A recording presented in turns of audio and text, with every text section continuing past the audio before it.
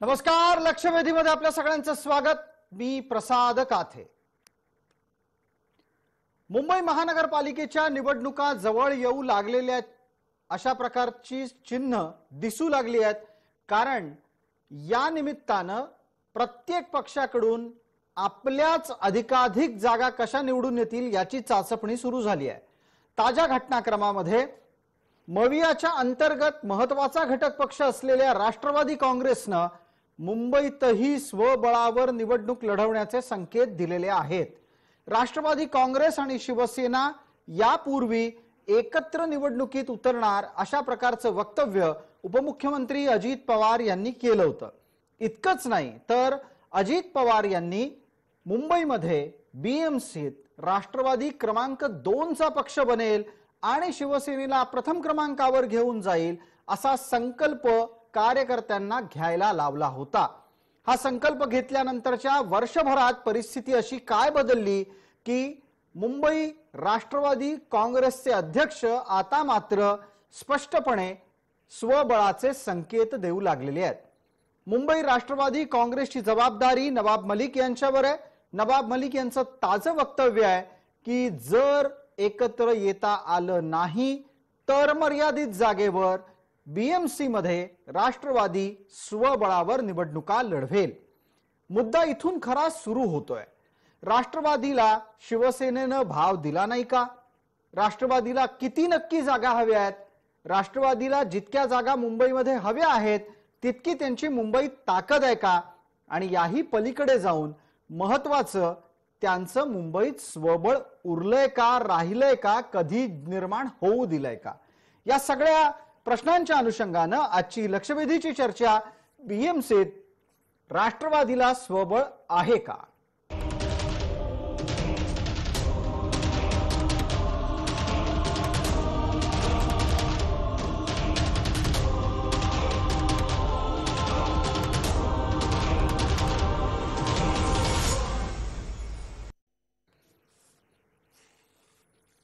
या चर्चेमध्ये आपल्या सोबत सहभागी होणाऱ्या मान्यवरांचा आपल्याला पटकन परिचय करून देतो. आपल्या सोबत या चर्चेमध्ये राष्ट्रवादीच्या कडून उमेश पाटील प्रवक्ता या नात्यानं सहभागी होतात. आपल्या सोबत शिवसेनेच्या कडून किशोर तिवारीजी आहेत. किशोर तिवारीजी हे मुख्यमंत्र्यांचे कृषी सल्लागार सुद्धा आहेत. त्याचबरोबर ते वसंतराव नाईक कृषी मिशनचे सुद्धा पदाधिकारी आहेत. या चर्चेत ते शिवसेनेची भूमिका मांडतील. आपल्या सोबत चर्चेमध्ये राजकीय विश्लेषक या नात्यानं श्रीनारायण तिवारीजी आहेत आणि काँग्रेसच्या कडून या संपूर्ण चर्चेत भूमिका मांडण्यासाठी निजामुद्दीन रायनजी आहेत. मान्यवरांचं आपण चर्चेमध्ये स्वागत करूयात. मला पहिला प्रश्न तर खऱ्या अर्थानं काँग्रेसला विचारायचा आहे. काँग्रेसने या निवडणुकीच्या घोषणेच्या बऱ्यापैकी आधीपासून मुंबईमध्ये स्वबळाचा नारा दिला. मुंबई काँग्रेस स्वबळाच्या नाऱ्याच्या दृष्टीनं पुढे जात असताना आता राष्ट्रवादी पण जर स्वबळाचा नारा देत असेल तर अडचणी कोणाच्या वाढणार आहेत? निजामुद्दीन रायनजी, आप जवाब देंगे इसका. देखिए, आपको याद होगा कि मुंबई और महाराष्ट्र दोनों प्रदेश कमेटियों के प्रदेशाध्यक्ष 1 साल पहले बनाए गए.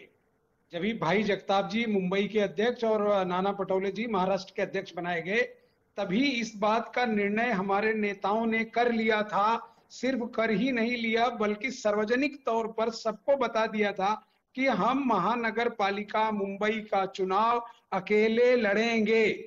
ये बात सर्वविदित है, इसमें कोई चीज छिपी नहीं है या कोई ऐसी चीज है कि हम कुछ कर रहे हैं नहीं करने वाले. जिस दिन दोनों अध्यक्ष बने, पहली बैठक जो मुंबई में हुई उसमें सबको बता दिया गया कि कारपोरेशन का चुनाव जो महानगर पालिका 2022 का है, कांग्रेस अकेले लड़ेगी अपने दम पर, पूरी तैयारी के साथ सारी जगहों पर हम. निजामुद्दीन रायन साहब, आप कह रहे हैं कि कांग्रेस अपने दम पे लड़ेगी.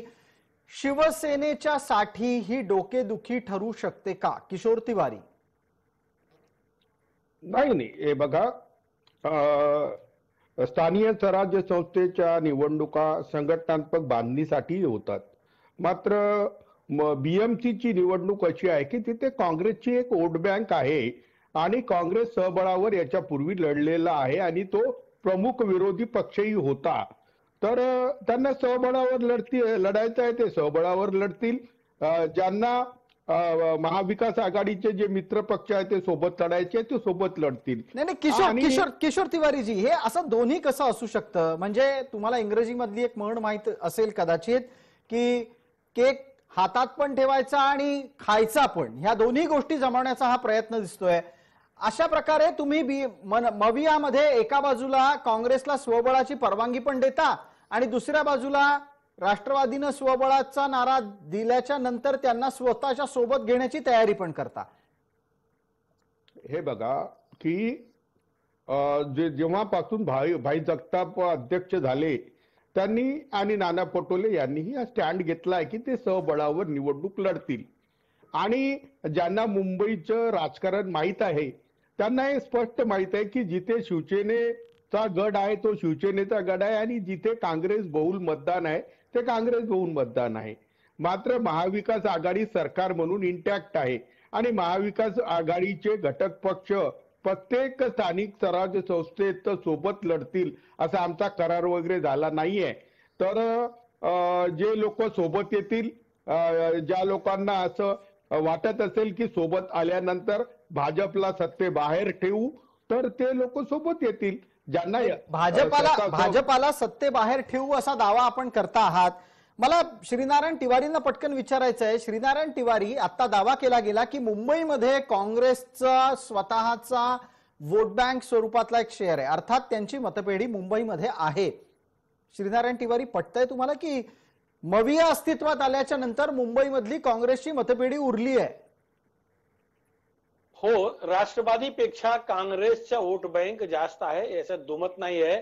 तिवारीजी चुकून खरा बोलले, पण एक लक्षात ठेवा, जर स्वबळाचा नारा राष्ट्रवादीने दिला आणि काँग्रेस स्वबळाच्या नावावर पूर्वीच गेलेली आहे तो नुकसान सर्वात जास्त शिवसेनेच होणार आहे, याच्यात दुमत नाहीये.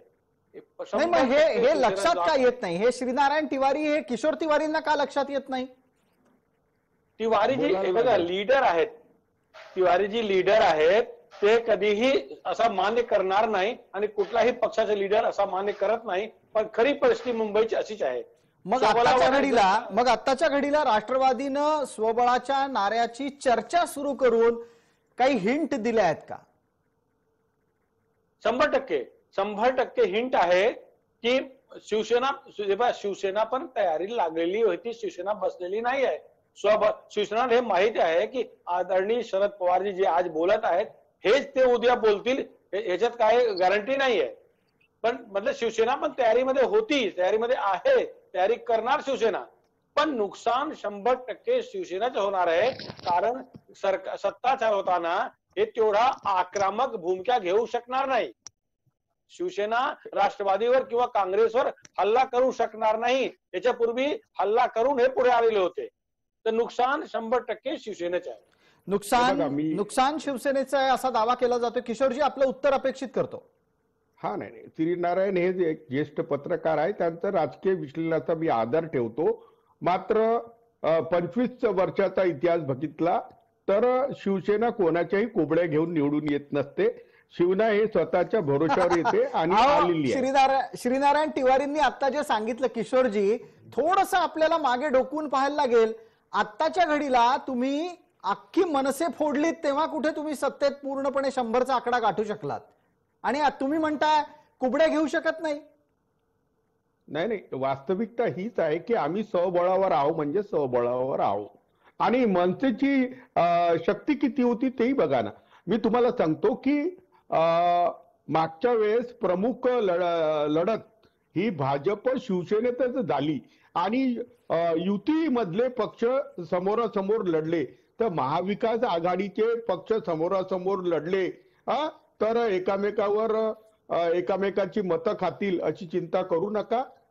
मुंबई शिवसेनेची आहे आणि शिवसेनेची सत्ता अबाधित राहील. तुम्ही दावा करताय की मुंबई शिवसेनेची. निजामुद्दीन राईन, आपल्याला पुढचा प्रश्न पटकन असा आहे की गेल्या 5 निवडणुकांमध्ये मुंबई महानगरपालिका आपल्याकडे राहावी याच्यासाठी शिवसेनेनं प्रयत्न केले.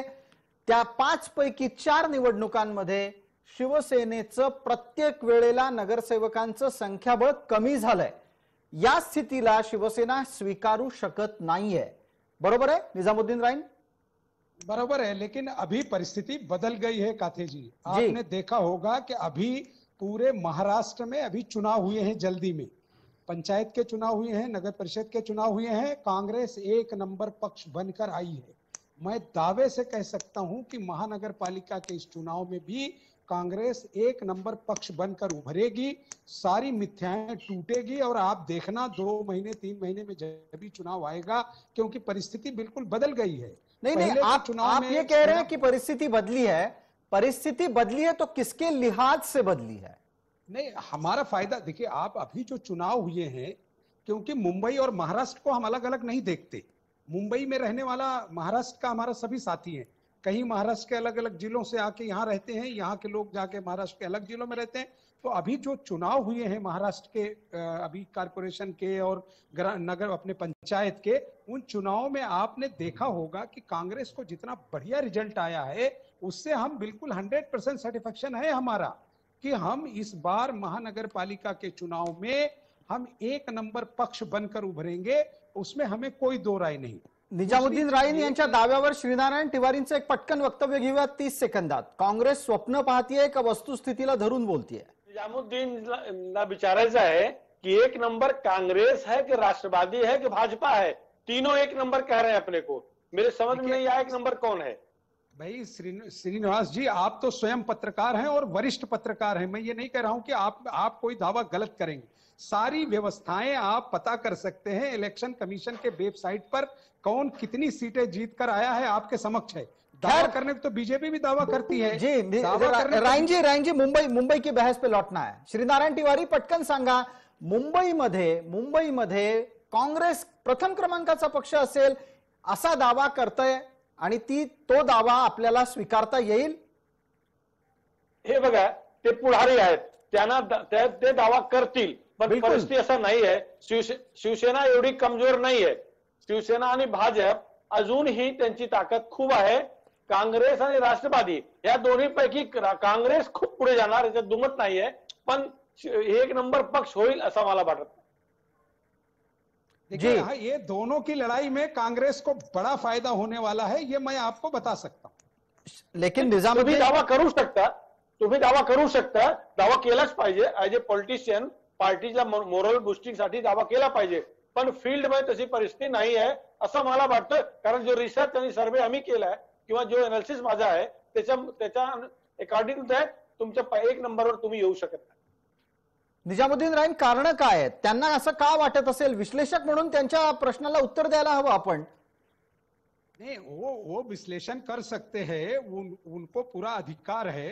लेकिन मैं पक्ष के साथ काम करता हूं। पिछले 1 वर्ष में आप पूरी परिस्थिति को देखिए कि कांग्रेस ने जिस तरह से पूरे वार्ड स्तर पर और बूथ लेवल पर जिस तरह से काम किया है, जिस तरह की मीटिंगें इस लॉकडाउन के दौरान भी कार्यकर्ताओं का जो तैयारी है वो बड़े पैमाने पर है। आप स्वयं आप देखिए, आपके चैनल पर भी जो डिबेट पहले हुए होंगे उससे और अभी में जो लोग हमारे लीडर्स आ रहे हैं या जो साथी आ रहे हैं, आप उसमें देखिए कांग्रेस के लोग किस तरह से काम कर रहे हैं, वो भी एक आकलन है।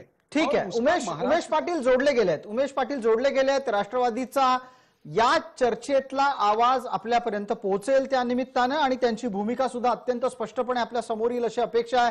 उमेशजी, माझा आवाज आपल्याला येतोय? जी उमेशजी, इथे चर्चा सुरू झाल्याच्या नंतरच्या मधल्या टप्प्यापर्यंत आपण सहभागी नव्हतात। आता आपण आमच्या सोबत जोडले गेलेले आहात।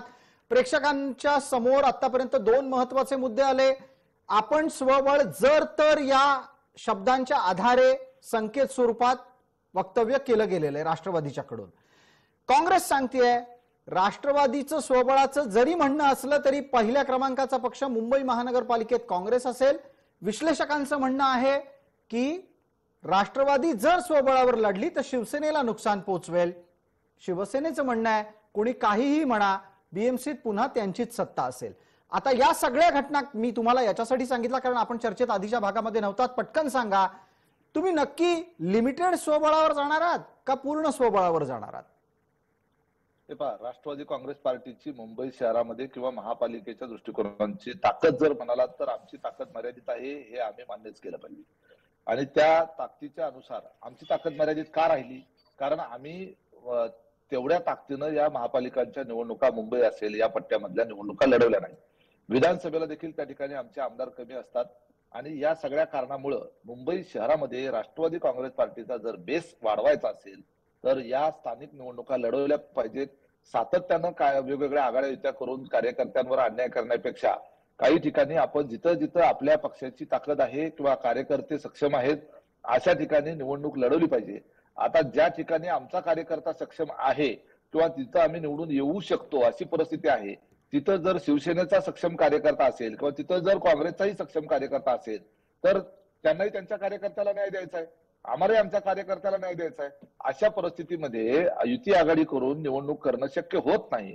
त्यामुळं काही वेळेला आपल्याला अंडरस्टँडिंग करून किंवा काही वेळेला अंडरस्टँडिंग नाही जरी झालं तरी सुद्धा जिथं आम्ही निवडून येऊ शकतो अशी जिथं खात्री आहे त्या ठिकाणी या निवडणुका ज्या आहेत त्या स्वबळावर लढवण्याच्या संदर्भामध्ये सूत्रवाद जे आहेत ते आमच्या मुंबईच्या जी उमेशजी या निमित्तानं आपण या निमित्तानं हे स्पष्ट करताय का की जिथे जिथे तुम्ही स्वबळावर निवडून येऊ शकता तिथे तिथे भलेही समोर शिवसेनेचा उमेदवार असेल तुमचाही उमेदवार मैदानात राहील? हो, त्याच्यामध्ये एक लक्षात घ्या, जर आम्ही तिथं स्वतंत्रपणे जायचं ठरवल्यानंतर मग समोरचा पक्ष पण आमच्याबरोबर आघाडी नसल्यामुळे त्यांचा उमेदवार उभा करणारच आहे. त्याच्यामध्ये काय त्याच्यात वेगळं असायचं कारण नाही. परंतु याचा अर्थ शिवसेना असेल किंवा काँग्रेस असेल किंवा राष्ट्रवादी असेल हे महाविकास आघाडी म्हणून राज्यात सरकारमध्ये जरी असलो तरी या सरकारमुळे जे काही लिगसी आम्हाला त्याची मिळणार आहे सत्तेत असल्याची तर ती तिघांनाही मिळणार आहे. प्रश्न असा असणार आहे की स्थानिक पातळीवर जे काही इश्यूज असतील त्या इश्यूजच्या संदर्भानं ती निवडणूक असते. त्याचा राज्याच्या राजकारणाचा फारसा संदर्भ नसतो, संबंधही नसतो. परंतु त्या निवडणुका ज्या आहेत त्या कार्यकर्त्यांच्या निवडणुका आहेत आणि कार्यकर्त्यांच्या जीवावर पक्ष आपण राज्यातल्या मवियाचा कोणताही संदर्भ न घेता मुंबईत उतरण्याची तयारी करता आहात. तुम्ही प्रचार कोणाच्या विरोधात करणार? राष्ट्रवादी काँग्रेस मुंबईमध्ये कोणाच्या विरोधात प्रचार करेल? विरोधामध्ये जे उमेदवार असतील त्यांच्या विरोधामध्ये प्रचार करू. मग त्यांच्या कामकाजाची पण चर्चा होणार. पर्यायानं शिवसेनेला जर तुम्हाला विरोध करावा लागला तर म्हणजे मुंबईत शिवसेनेचा विरोध करायचा आणि राज्यात सत्तेत बसायचं. महाराष्ट्रामध्ये आतापर्यंत झालेल्या जेवढ्या निवडणुका आहेत आज त्या ठिकाणी भारतीय जनता पार्टी काश्मीरमध्ये पीडीपी सारख्या पक्षाबरोबर युती करते त्यावेळेला देशभरामध्ये देशभक्तीचं गुणगान करणारे तिथं त्यांच्याबरोबर सत्तेत कसं बसतात असा प्रश्न का नाही विचारत कधी त्यांना? आम्ही ज्या वेळेला या ठिकाणच्या या स्थानिक पातळीच्या निवडणूक असतात आणि स्थानिक विषय तिथं वॉटर मीटर गटर याच्या व्यतिरिक्त चर्चा फारशी नसते. त्यामुळे राज्यामध्ये शिवसेनेचं धोरण हिंदुत्वाचं असलं किंवा मराठी विषयाचं असलं किंवा आणखी कुठलं जरी असलं तरी त्याची चर्चा त्या ठिकाणी स्थानिक पातळीवर होत नाही. तिथं लाईट असेल, वॉटर मीटर गटर असेल. प्रश्न असा आहे की शिवसेनेच्या उमेदवारांनी आधीच्या पक्षांनी तिथं चांगलं काम केलं असेल आम्ही फार तर म्हणू आम्ही आणखी याच्यापेक्षा चांगलं करू. बरं, आपण पटकन मग श्रीनारायण तिवारींना एक संधी देतोय. श्रीनारायण तिवारी, मुंबई महानगरपालिकेची यंदाची निवडणूक ही इतकी सहज सोपी असणार आहे की त्यात फक्त वॉटर मीटर गटरचीच चर्चा राष्ट्रवादीलाही करायची आहे आणि तेवढीच चर्चा होणार पण आहे? हे शक्य वाटतं? प्रचारात इतर कुठलेच मुद्दे नसतील, हिंदुत्व नसेल, राज्य सरकारचा कारभार नसेल, काहीच नसेल? नाही, शक्यच नाहीये. हे बघा, मराठी आणि हिंदुत्व 100% येणार आहे. 100% हिंदुत्व आणि मराठी हा वर्ड वापरणार आहेत. मीटर गटर आणि हे नाही, ह्याच्यावर फक्त निवडणूक कधी झालेला नाहीये. ह्याच्या पूर्वी हिस्ट्री तुम्ही बघा, प्रत्येक बीएमसी चुनावला आणि बीएमसी मध्ये हाच मेन मुद्दा आहे. तुम्हाला माहिती आहे शिवसेनाची स्थापना, शिवसेना जो नारा होता तेव्हा बीएमसी आणि कॉर्पोरेशनच होता ना. हे ठीक आहे, राष्ट्रवादीवाले ते आणत नाही, शक्य आणणार पण नाही, पण शिवसेना आणि मनसे 100% आणणार आहे. बघा त्यांच्या मराठी पाट्यांच्या बिलकुल ज्या पद्धतीनं प्रचार पुढे जाईल त्याच्या अनुषंगाने आपण चर्चा करूच. पण आता उमेश पाटील आणि किशोर तिवारी या दोघांच्या साठी आणि त्या निमित्तानं आमच्या प्रेक्षकांपर्यंत एक महत्वाचा तपशील जो माझ्याकडे सूत्रांकडून प्राप्त झालाय तो मी देऊ इच्छितो आणि त्यानंतर या चर्चेला एक वेगळं वळण असेल असा अंदाज आहे. उमेश पाटील, माझी माहिती असं सांगतेय की एका वर्षापूर्वी ज्या वेळेला अजित पवार यांनी राष्ट्रवादीच्या कार्यकर्त्यांना संकल्प घालून दिला की राष्ट्रवादी मुंबई महानगरपालिकेमध्ये दुसऱ्या क्रमांकाचा पक्ष असेल आणि शिवसेनेच्या सोबत लढेल, त्या दिवसापासून काल परवाच्या दिवसापर्यंत नवाब मलिक यांनी सातत्यानं अनिल परब आणि अनिल देसाई यांच्याशी मुंबईतल्या जागा वाटपाच्या साठी अनेकदा चर्चा करायची प्रयत्न केला. त्या संपूर्ण प्रयत्नाला यश आलं नाही आणि म्हणूनच अखेरीस स्वबळाचा नारा दिला गेलेला आहे. मला किशोर तिवारींना पटकन विचारायचं आहे की मविया मधला आपला एक महत्वाचा घटक पक्ष असलेल्या राष्ट्रवादीला मुंबईत सत्तेच्या चर्चेत सहभागी सुद्धा का करून घेतलं जात नाही? शिवसेना सीट शेअरिंग अर्थात जागा वाटपाच्या चर्चेबाबत राष्ट्रवादीला सन्मानाचं स्थान का देत नाही मुंबईबाबत? हे तुमचं अजम्पशन आहे, असं काही नाहीये. अझम्पशन नसेल तर मग एका प्रश्नाचं आणखीन उत्तर आपण द्या किशोरजी, की नवाब मलिकांनी आतापर्यंत अनिल परब, अनिल देसाईंच्या बरोबर चर्चेच्या केलेल्या जवळपास 4 ते 5 फेऱ्यांमध्ये काय घडलं? तुमच्याकडे तपशील नसेल तर आम्ही सांगतो. मी सांगतो तुला की जागांच्या बद्दल जसं उन्मेष म्हणाला की काही ठिकाणी दोन्ही पक्षाचे कार्यकर्ते फार सक्रिय आहेत आणि त्यांना नगर प्रशासनामध्ये इंटरेस्ट आहे आणि त्या कार्यकर्त्याच्या ऍस्पिरेशन धरूनच नवाब मलिक म्हणाले की आम्ही इतक्या कमी जागा घेणार नाही, आम्ही सहबळावर लढू.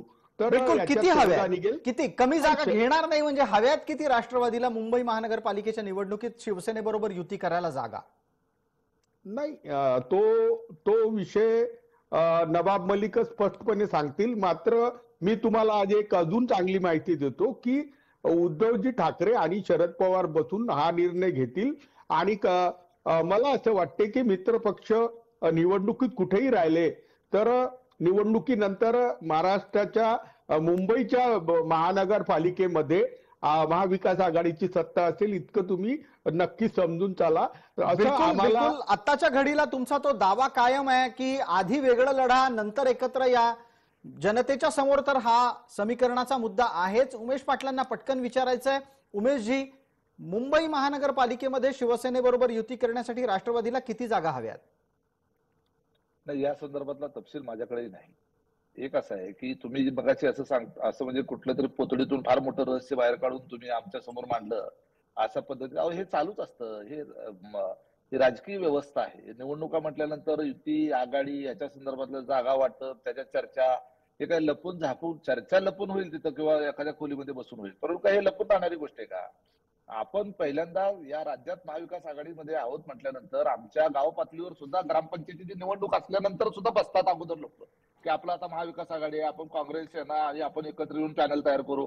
हे चालूच असतं. तसं राज्याच्या पातळीवर होणारच आहे. उद्या विधानसभेला, लोकसभेला होणार आहे. तसं महापालिकेच्या बाबतीत चर्चा होणार आहे.